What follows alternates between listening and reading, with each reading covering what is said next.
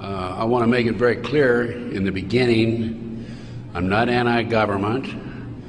I don't believe in terrorism. And I want to make it especially clear that there are a lot of good people in the FBI and the CIA, naval intelligence, army intelligence, military intelligence, NSA. Unfortunately, there are a few key people in key positions who have made a difference, a big difference, in what's happening in America today. So, looking back, my personal experiences, I retired from the FBI March 1979. At that time, I was in charge of the FBI Los Angeles Division. I had more than 700 personnel under my command. The Attorney General of the United States, Griffin Bell, asked me after I retired if I'd coordinate security for the Pan American Games. I did. I was a consultant in the 1984 Los Angeles Olympics. I was a consultant for former Governor Jerry Brown, California Narcotic Authority. So I do have credentials. My first major, and credibility, believe me. Now, if you read the internet, you may not think so, because there are some heavy-duty FBI informants out there like Stu Webb and Barbara Hartwell, who are MKUltra mind control victims, CIA mind control victims, who are making all kinds of disparaging remarks about me. But I don't want to deal with those people, because if you read their material, you'll see that it's designed to discredit people like me, former State Senator John DeCamp, and other leaders who are trying our best to expose what's happening in America today, and actually around the world. Let's go back to 1776, May the 1st. Adam Weishaupt was commissioned by the Rothschild family to set up the goals to control and take over the world with a one world government.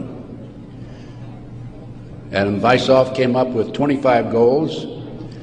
Among these goals were control the press, corrupt the youth through sex and drugs, elect our own people meaning the Illuminati, to key positions in all levels of the government, city, county, state, and federal. And it goes on. The final goal was to take over the world, the one world government. Information is very well documented by William Guy Carr in his book, Pawns in the Game. When I retired, I had no idea what was going on. I had no idea about the Illuminati. I had no idea about Adam Weishaupt. However, my first major investigation when I returned from Puerto Rico was a Dr. Jeffrey R. McDonald case. He's a former Green Beret doctor who was convicted of murdering his wife and 2 children at Fort Bragg, February 17, 1970. He'd been tried and convicted and sentenced to 3 consecutive life sentences.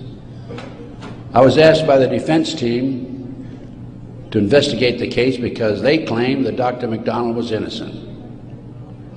I said I would, but if I learned that he murdered his wife and 2 children, I would discontinue my investigation, no longer become involved. I want you to know I'm still working for Dr. McDonald. He is an innocent man. Now, once I became involved in the case, I had to read everything, and I learned that evidence was lost, evidence was stolen, evidence was altered.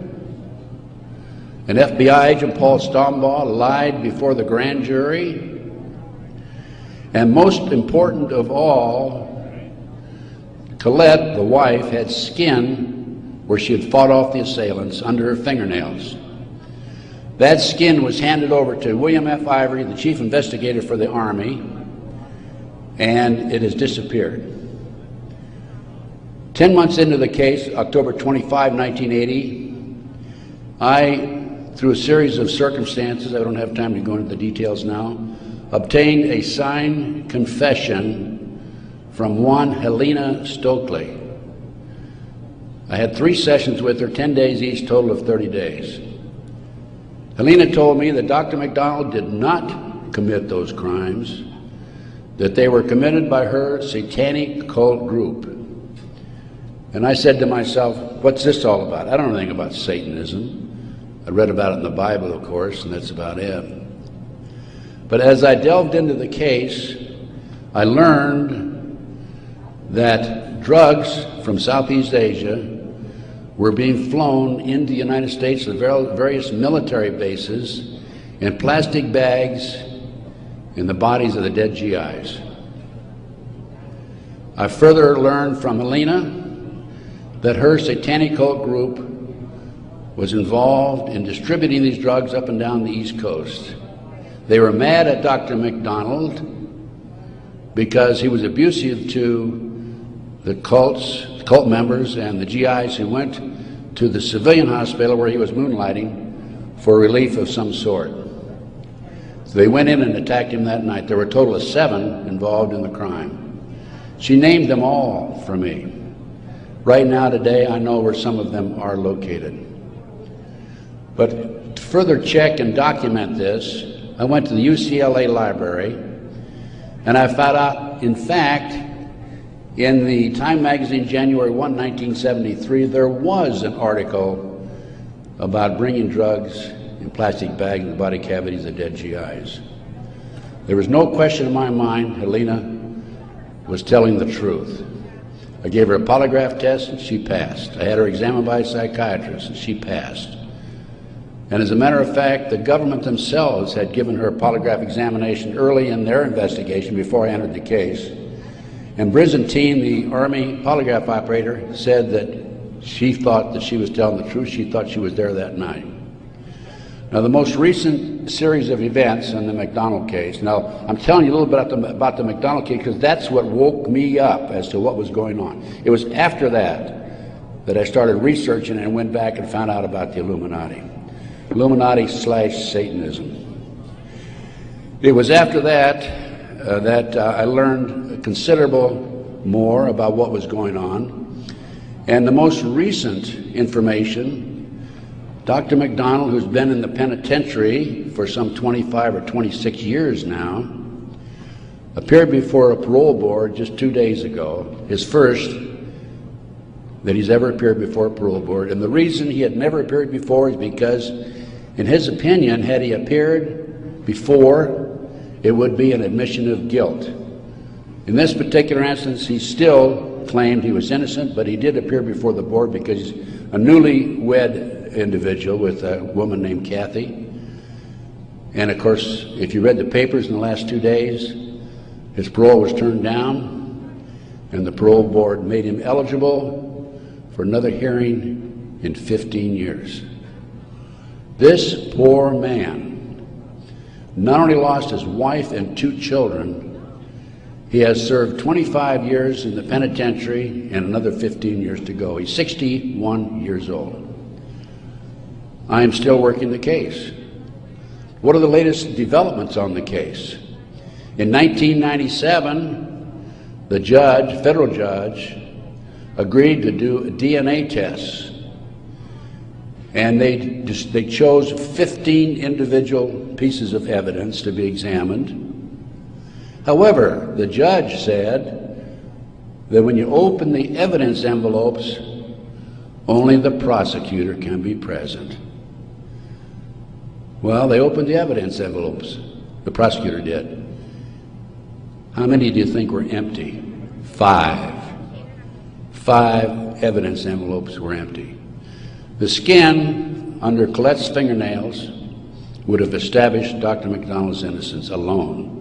Now we have DNA authorized in 1997. Here we are in 2005. They still have not completed the DNA test. From the McDonald case, the next case I worked of a major consequence was the McMartin preschool case in Manhattan Beach, California. The children there claimed There were tunnels under the school. They were taken into the tunnels and through the tunnels up into the trap door of a bathroom in a triplex next door, placed in automobiles and prostituted in the community. These are 2-, 3-, and 4-year-old children before they entered kindergarten. In addition, the children claimed that they were flown into the mountains where they were involved with adults in robes, black robes, chanting, candles. They talked about the brown babies who were cut up, actually sacrificed. And in checking into this and researching this, of course, this was obviously a satanic ceremony. The McMartin family, who owned the preschool, they were tried of Dre Bucky and his grandmother. The grandmother was acquitted, hung jury on Ray Bucky. The second trial, another hung jury. I had an opportunity in 1990 to gain control of the school.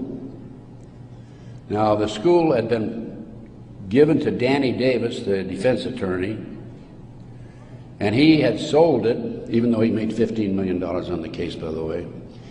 He had sold it to a contractor who was going to tear it down. When I learned this, I contacted the contractor. I said, I want to be given an opportunity to go on that school and look for the tunnels. The authorities had looked for them in 1987. They said they could find no tunnels.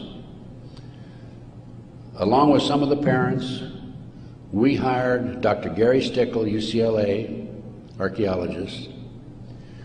He hired his crew and brought them in. And in 34 days, Dr. Stickle said there had been tunnels under that school. They were covered up, and they were covered in.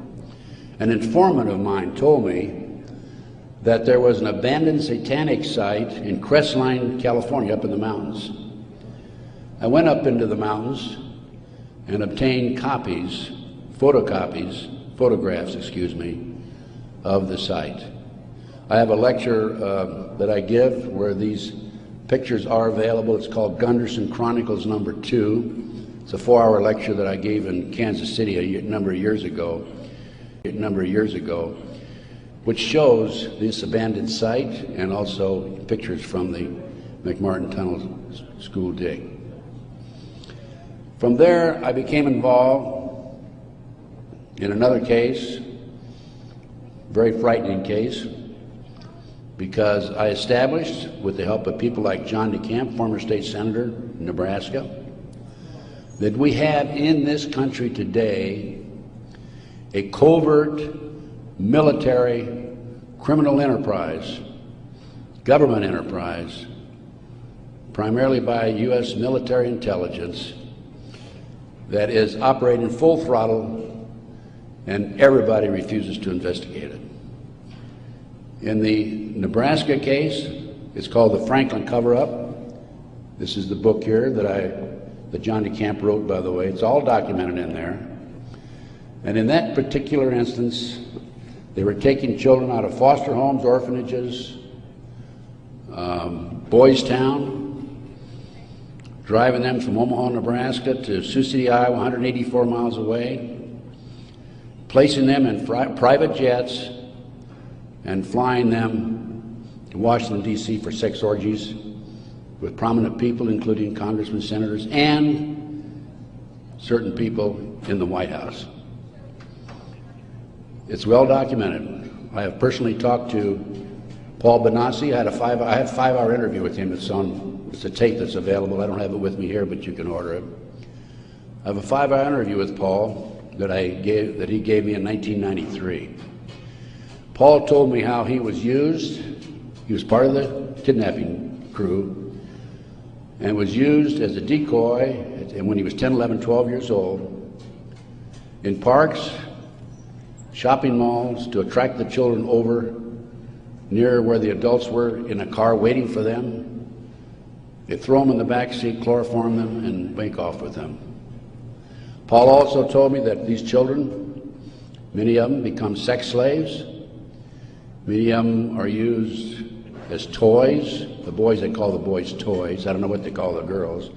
But these degenerate, sick people, the men are more interested in the little boys than they are the girls for some reason. But it's all well documented. Paul drew the inside living quarters of the White House. Now, this information broke in about 1987. That's about right after I entered, just before I entered the case. I replaced a fellow named Gary Caradori, who was the investigator for a Nebraska Senate committee. Gary met the official photographer of the group, who had split from the group, defected, and agreed to take the pictures that this official photographer gave him, and they met in Chicago, agreed to take the pictures back to the committee. He flew out of Chicago in his private plane, a short distance out of Chicago. The plane exploded in midair, and his briefcase has never been found. He and his 11-year-old boy died. His briefcase has never been found. The rear seat of the airplane has never been found. I made every attempt possible to obtain possession of or control of that plane, because I wanted to examine it for bomb chemicals, particularly the back seat. It's no longer available. Nobody knows what happened to it. Gary Caradori was a civilian, yet it was taken to a military base for examination. A deputy sheriff was the first one on the scene. He saw the pictures. He started picking up the pictures. An FBI agent came along, took the pictures away from him, told him to keep his mouth shut. He started talking to a few people. A year later, his wife was murdered. He's no longer talking. This international child kidnapping ring, I later learned, was out of Washington, D.C. It was very active, and the organization is known as the Finders. And I have a report on the Finders back there. Everything I'm telling you is documented, by the way. The Finders has been established and operating throughout the 1960s up to the present time. It was exposed in 1987. They moved their operation to Wichita, Kansas, and they're operating right today in Wichita, Kansas. I have taken my report to the FBI half a dozen times, demanded an investigation, and I have yet to be interviewed. So we have the Finders, we have the Franklin cover-up, which documents what I'm telling you. We have the pawns in the game. Pawns in the game is the Illuminati. This is the Illuminati/satanic movement in this country today. And the last thing I'm going to mention in the way of a book is why Johnny can't come home. Johnny Gosch was, September the 5th, 1982, a newspaper boy on a Sunday, and he was about to deliver his newspapers in West Des Moines, Iowa. He never delivered any newspapers. He disappeared. The mother, Noreen Gosch, was dumbfounded, didn't know what happened, demanded an investigation of the FBI and by the West Des Moines Police Department. The chief of police in West Des Moines said to her, even though he's disappeared, we do not have any witnesses who saw him being grabbed and placed in a car or being taken control of. So we're not going to investigate it. The FBI used the same premise. They refused to investigate it. Now, I've been involved in kidnappings in the FBI, and I can tell you that it's automatic within 24 hours, at the end of 24 hours, that we had to go in my day, this was back in the 50s, 60s, and 70s, we had to go in and start investigating the case after they've disappeared for 24 hours.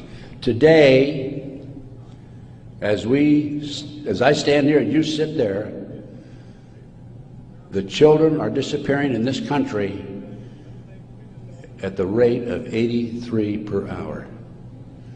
That's over 700,000 children a year. Now, I can go back to July 1982. The Reader's Digest claimed there were 100,000 children disappearing every year. There's another statistic that I find very interesting, and that is that it is estimated 2,500 children are kidnapped and murdered in this country every year. That's an unbelievable figure. Yet, the FBI refuses to investigate it. Now, after the Nebraska case, and part of the Nebraska case, most recently, we have a young man named Jeff Gannon, who has appeared in the White House using a fraudulent press pass. This has happened within the last month.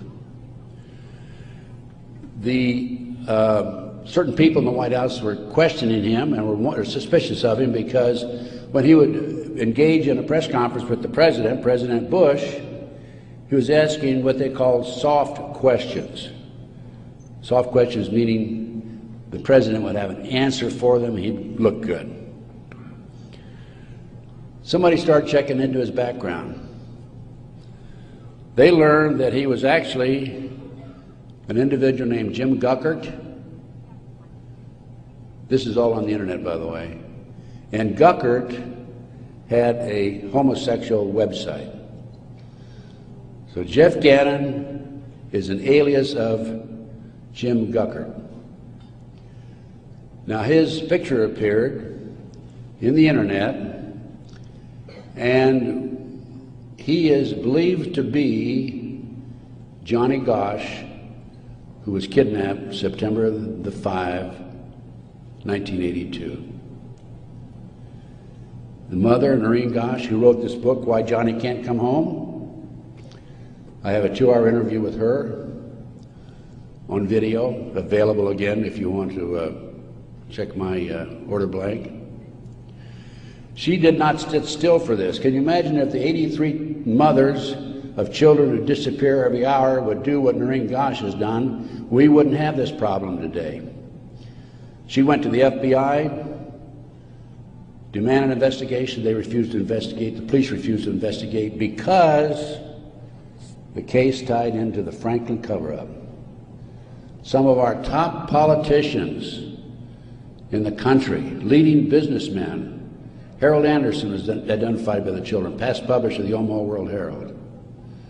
The head of the Nebraska Forestry Service was identified by these children. There are 80 children came forward in this Nebraska case. And it goes, as I said, right up to the White House.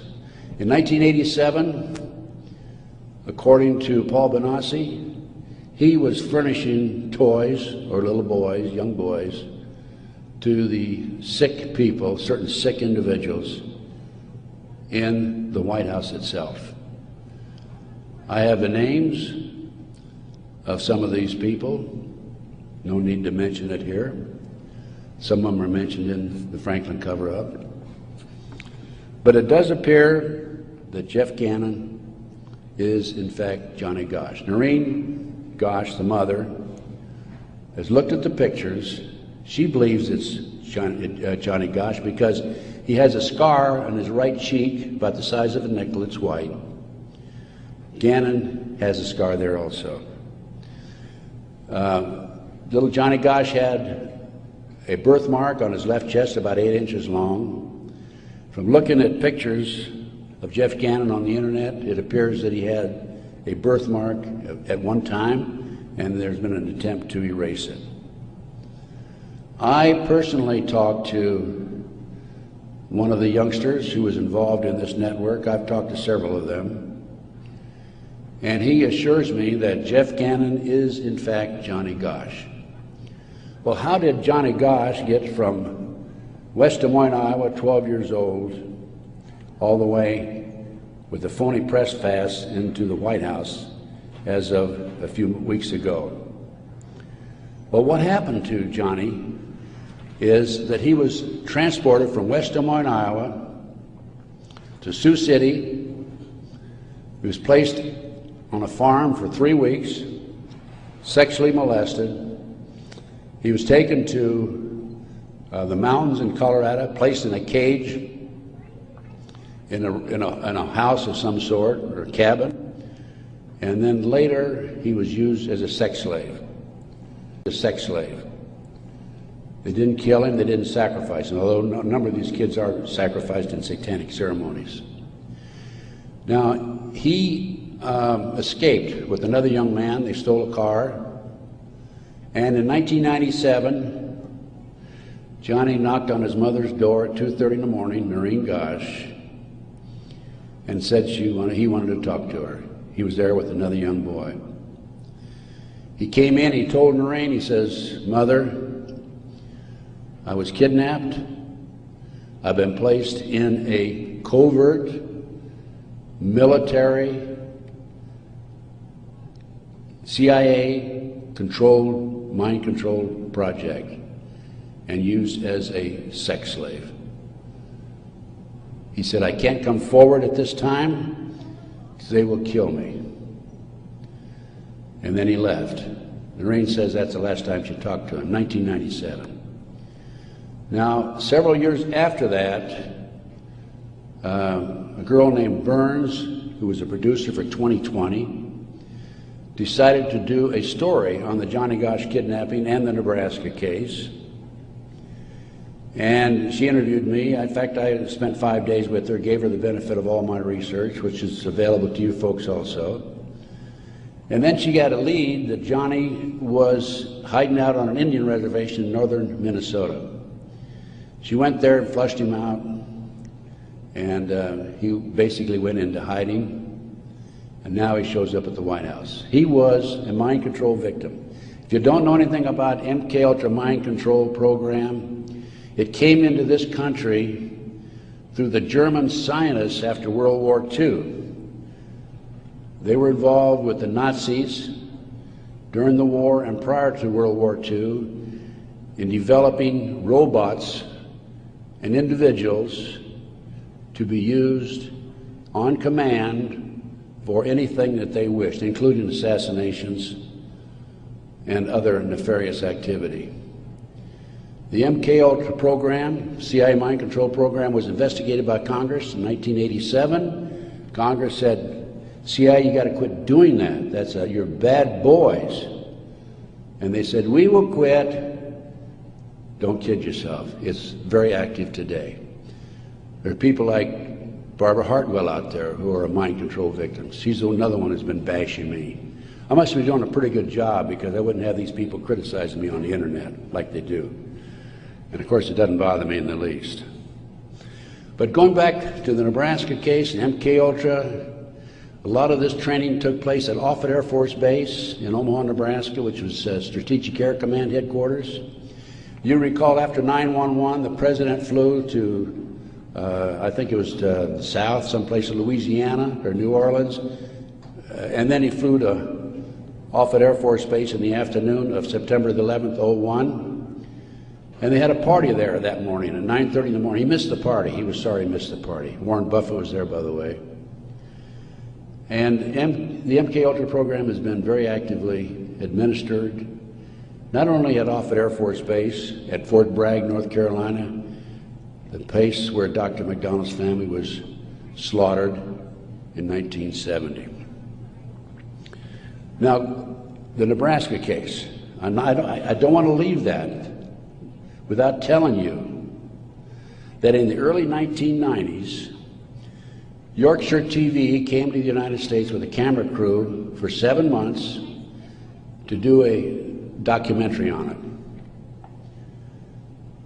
They went back to England, produced the documentary, and they brought it over into the United States. It was listed in the TV guide to be aired on May the 3rd, 1994. When certain members of Congress found out about it, they threatened the cable industry with restrictive legislation Somebody anonymously bought up the rights to the videotape or the documentary and ordered all copies destroyed.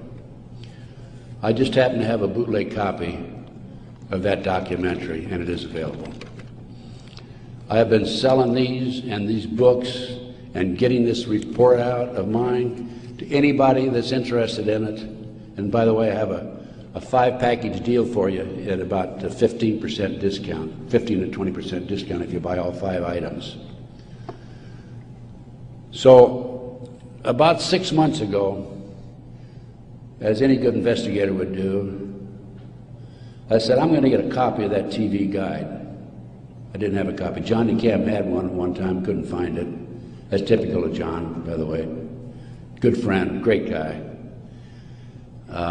And so I said, I'm going to get my own copy. So I wrote to TV Guide people, and I received a copy of the TV Guide for May 3rd, 1994. 10 p.m. Discovery Channel. It's not listed. A nature show is listed instead on the new reprinted edition. I'm not going to be outfoxed by these people. I went to the Los Angeles Times TV log. It's listed, Conspiracy of Silence. I called a friend of mine in Philadelphia, and I said, check the TV log for the Philadelphia Inquirer.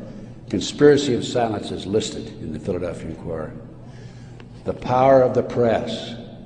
They changed and reprinted the whole TV guide. It never has been shown publicly in the United States, and I doubt if it ever will be shown publicly. But as I said, it is available to you. Now, that's not the end of the story for me, because I am continuously probing, continuously working, continuously talking to various sources and putting it on paper and documenting and getting the word out. This is the direction that we have to go. Americans, for the most part, are oblivious to what's really going on behind the scenes. One of the things that, in addition to the McDonald case, that got me thinking was the Jack Kennedy assassination. So I checked into that, and by the way, I used to be in charge of the FBI in Dallas, and also I was in charge in Los Angeles after Dallas. So in checking into the Jack Kennedy assassination, I learned, no question about it, that it was a joint hit by the CIA and the Chicago mob. Sam Giancana, head of the La Cosa Nostra in Chicago, 3 days before he was to testify before Congress, was shot and killed, murdered. This encouraged me to do some more checking into some of these national terrorist acts that have taken place and other cover-ups in the United States. I interviewed the naval intelligence officer who on December 4th, 1941, received information that the Japanese were going to bomb Pearl Harbor. We had broken the secret code of the Japanese. He told me personally, on December the 4th, he gave it to his superiors. They passed it up the line. After Pearl Harbor, he was subpoenaed to testify before Congress. His boss called him in and said, don't worry about it, don't respond to the subpoena. Someday you'll know why. He never did testify before Congress. And he recently passed on, by the way. So we have not only a cover-up in these other areas, but looking at the national picture, Pearl Harbor. And look at Waco. The military was involved in destroying and shooting and killing, and also the FBI, women and children in Waco. They used tanks, military tanks, in violation of posse comitatus, which is a law that says the military cannot be used to enforce a civilian population. They got away with it. There's an interesting story. I did some research on Waco. As I've told you, I've done a lot of research. And in many instances, I've not only been there, I've done that, and I've been on the scene. I've spent most of my retirement money investigating these matters, including Oklahoma City, and I'll go into that in just a minute, 911 and so forth. But in Waco, there were 4 BATF agents who were shot and killed. Some of the Branch Davidians were tried, sentenced for these, quote, murders, and are serving prison terms today, probably for life. In researching the 4 BATF agents who were shot, I learned every one of them was shot in the head. Now, for those of you who have been in the military, that's a sniper shot, no question about it. One of them, the bullet, the trajectory of the bullet was from above, down through his lip, and into his body, probably from a helicopter. It's interesting to note that these 4 men, BATF agents, at one time were all bodyguards for former President Bill Clinton. That was Waco. Ruby Ridge.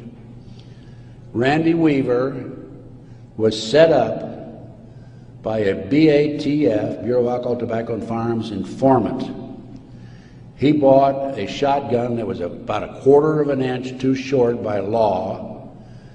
They arrested him and served him with a warrant. He refused to appear before the courts, and they sent an army after him. Horiuchi, the FBI sharpshooter, shot and killed his wife while she was standing in the doorway. He used to brag about what a great shot he was. Another instance where they tried to railroad a good, loyal American who fell in a trap. And then we have the 1993, continue with the great conspiracy. I call this a great conspiracy, and that's what it is. Car bombing of the World Trade Center. I have a copy of the New York Times, October 28, 1993, and in the article, this was reporting from the trial that took place, an FBI informant named Salam, who was in among the terrorists, testified that he was commissioned by the terrorists to put the bomb together, the car bomb together, to bomb the World Trade Center in February 1993. And fortunately for him, when he met with the terrorists, he wore a body mic, so he could record every word that was said. Unknown to the FBI, when he met with the FBI, he also wore a body mic. That was probably what kept him from being set up and framed and sent to prison. This is actually in this newspaper article. He went to his FBI superiors, says, "I've been commissioned to put the bomb together.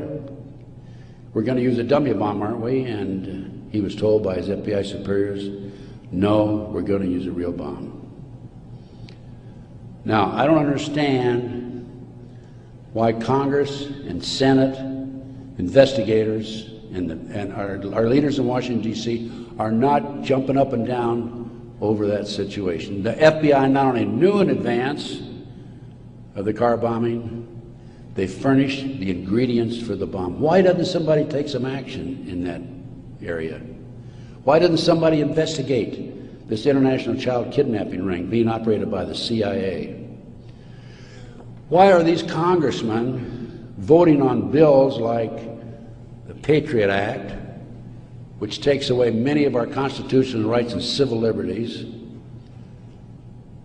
in the best interests of, quote, protection for our country and protection from the terrorists? Let me tell you something, ladies and gentlemen.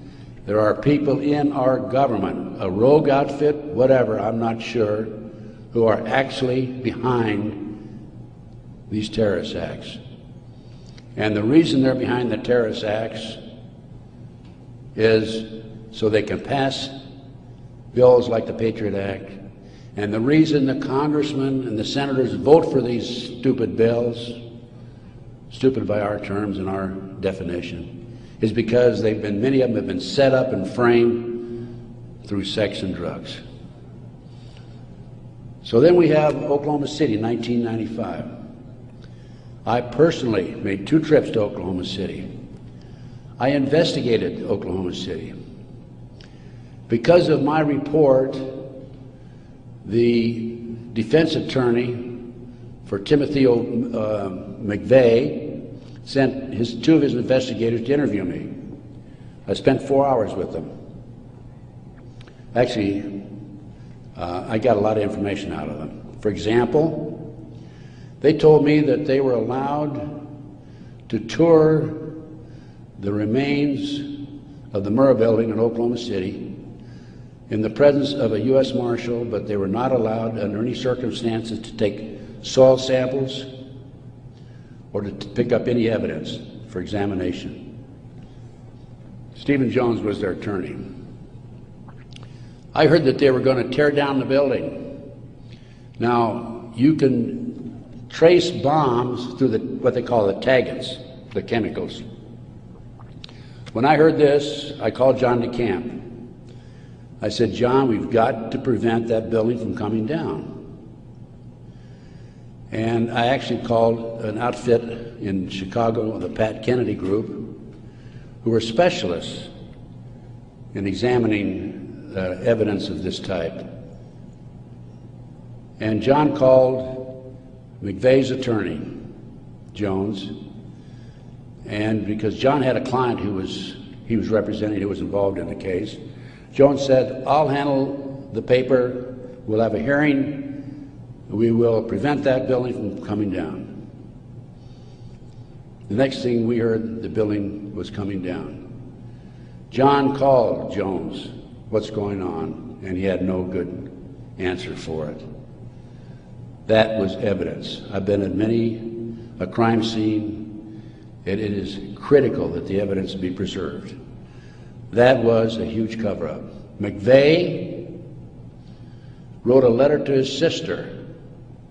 McVeigh was in Special Forces. The government says, military says, oh no, he flunked out. He didn't flunk out. He was recruited out of Special Forces, according to him, a letter he wrote to his sister, to be trained to be a CIA assassin and also to work for the CIA international drug operation, both against the competition and for the CIA pro-drug people. McVeigh was, in my opinion, an MK-Ultra mind control victim. He was visited in prison in Oklahoma and in Colorado by Dr. Jolly West. This was secret, by the way. I happened to find out because I made some phone calls to the right people. Jolly West was one of the foremost leaders, along with Sidney Gottlieb, in the CIA's MK-Ultra mind control operation. Why would somebody like Jolly West go interview McVeigh, not only in Oklahoma but also in Colorado during the trial? Because he was a mind control victim himself. At one time, it was reported, I think in the U.S. News and World Report, that McVeigh had a microchip in his buttocks. Our military reportedly have been using microchips to keep track of their soldiers. The bomb in the truck allegedly was a fertilizer bomb. The government first announced that it was a 1,500-pound bomb and then a 2,500-pound bomb, and I think it ended up being 4,800 pounds. That bomb that was in the truck destroyed half the building. A 4,800-pound fertilizer bomb, ammonia nitrate fertilizer bomb, dissipates and did not have the potential, the possibility of destroying that much of the building. After the Oklahoma City bomb went off, I had a call from a friend of mine, Michael Riconosciuto. For those of you who are making notes, look up in the internet, R-I-C-O-N-O-S-C-I-U-T-O. Michael Riconosciuto. I've been working with Michael since the early 1980s, 82 is when I first met him. He was a CIA agent, operative for some 2 decades. He was also an FBI informant at one time. His father owned the Hercules Manufacturing in Silicon Valley, California. Hercules Manufacturing developed what is known as the electro-hydrodynamic gaseous fuel device, which is a highly classified bomb. The bomb was actually manufactured by Dyna Nobel out of Salt Lake City. Now, Michael, in the meantime, is in jail now, right today. In fact, I talked to him yesterday because he started to talk before the Brooks Committee about a very interesting case involving the Promise software.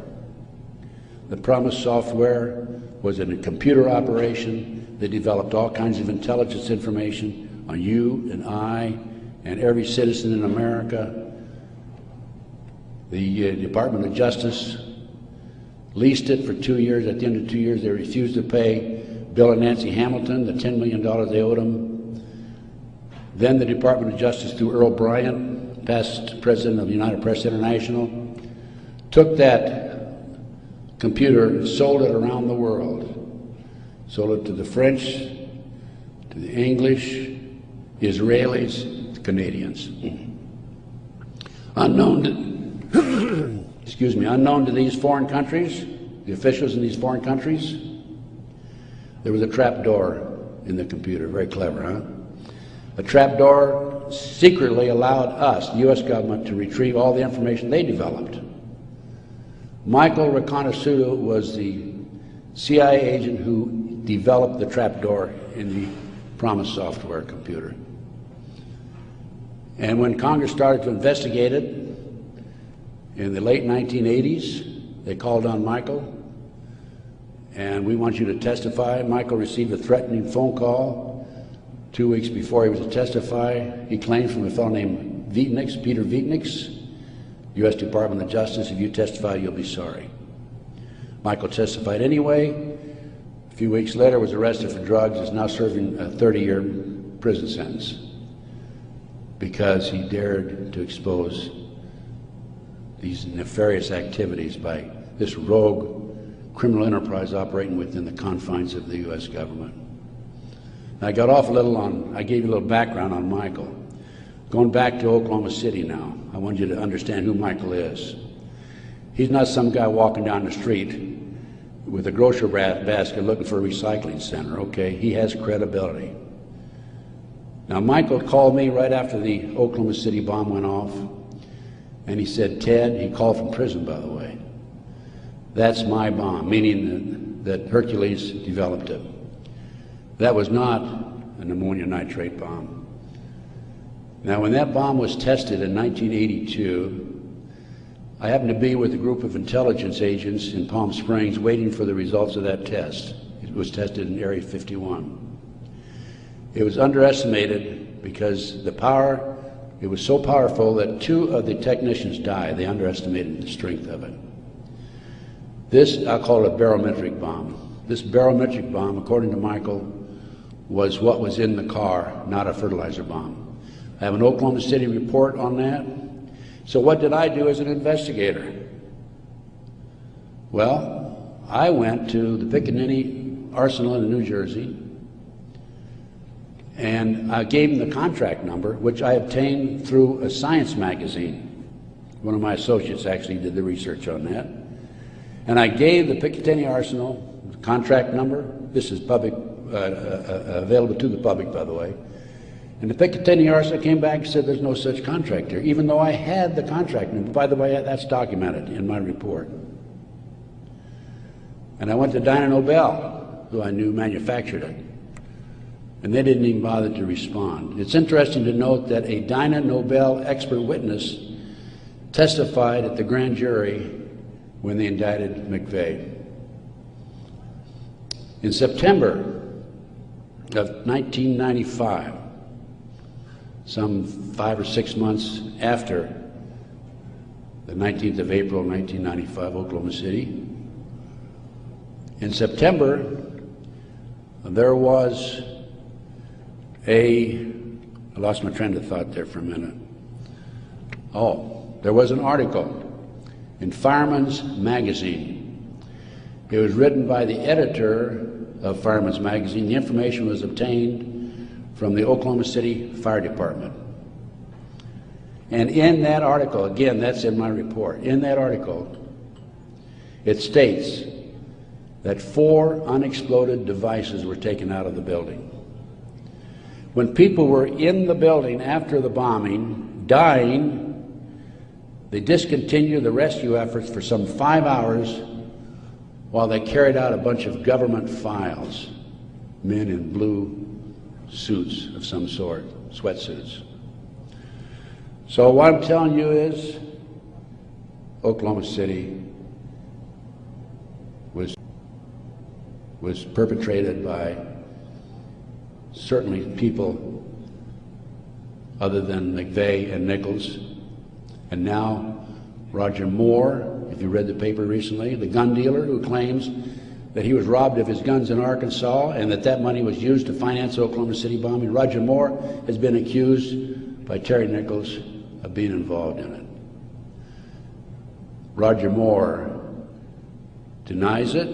Roger Moore, at the time of the Oklahoma City bombing, was an FBI informant. I had an inside investigator in Oklahoma City tell me that there were at least 11 other individuals involved in Oklahoma City. Okay, that brings us up. We've gone through Pearl Harbor, Waco, Ruby Ridge, car bombing 93, Oklahoma City 95. That brings us up to 9/11. As I said, Michael's in prison. I'm his, quote, investigator of record, which means I'm like an attorney.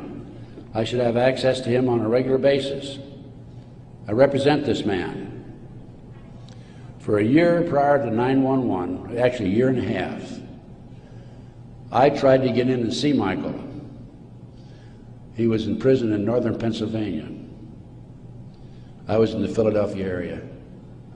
The Bureau of Prisons would not allow me to see him. I finally was able to talk to Michael in January 2003. I flew to the East Coast, spent 3 days with him. Michael told me that he had developed information from among his contacts in advance of 9/11 that they were going involved in using missiles, airplane missiles, and they were going involved in skyjackings. They were training Arab terrorists, and also he knew the identity of the person in the United States, an Arab who lived in Paterson, New Jersey, who was the leader of terrorist activity by the Arabs in this country. Now, Michael had this information because, you're saying, how can Michael develop this information being in prison? Because I met with Osama bin Laden, along with Michael, along with the State Department representative in the spring of 1986. At that time, I was contacted by former top Ronnie Reagan official who said, can we help the Afghan rebels? They were our friends then. And I called Michael, I said, what do you think? And he said, let's meet. So there was a fourth fellow there. We didn't know at the time it was Osama bin Laden. Has actually used the name Tim Osman, traveling under Turkish passport. But because of Michael, I passed the ball to him. I just arranged for the meeting and went on. But Michael traveled all over the world putting this package together to furnish the Afghan rebels with the surface-to-air missiles that defeated the Soviets, really shot down their helicopters. As a result of this, Michael developed sources inside the Arab world. And that's how Michael knew in advance about 9/11. Michael told the FBI on March the 20th, 2001, about this plan to use skyjack airplanes and use them as missiles. He also furnished to the FBI one of his sources, one of his confidential sources inside the Arab group. The FBI interviewed him, threatened him with prosecution, and deported him. That man, along with his family, have disappeared. We think that they're dead. The FBI refused, absolutely refused, to look into this situation. More shocking is that Michael had the names of the people who were obtaining the false names of the people, the Arabs who were obtaining false passports. Had their names. He had the source who could furnish him that information. He told FBI agent Keith Kutry, March 20th, 2001, excuse me. He told Kutry, he says, I'll give you these names, the name of this person who is coordinating the whole project for the Arabs, providing I be given immunity and he be given immunity. Mr. Kutry, in spite of the fact he was armed with this information 6 months prior to 9/11, came back 2 days after 9/11 on the 13th and saw Michael in prison again. He accused Michael of being anti-government, anti-FBI, being a publicity seeker, and so forth, being disloyal. And so Michael, of course, didn't have much to say after that. Michael's still in prison, as I said. But we had this information, the FBI had this information, did nothing with it. Kutry admitted on September the 13th, admitted that the FBI did nothing with it. So after I visited Michael, excuse me, 2003, I felt it was important that I confirm that the FBI did meet with him. The Bureau of Prisons would not furnish Michael with the visitors list to confirm it. And so I started writing letters to the FBI through Senator George Allen. Oh, thank you. Thank you.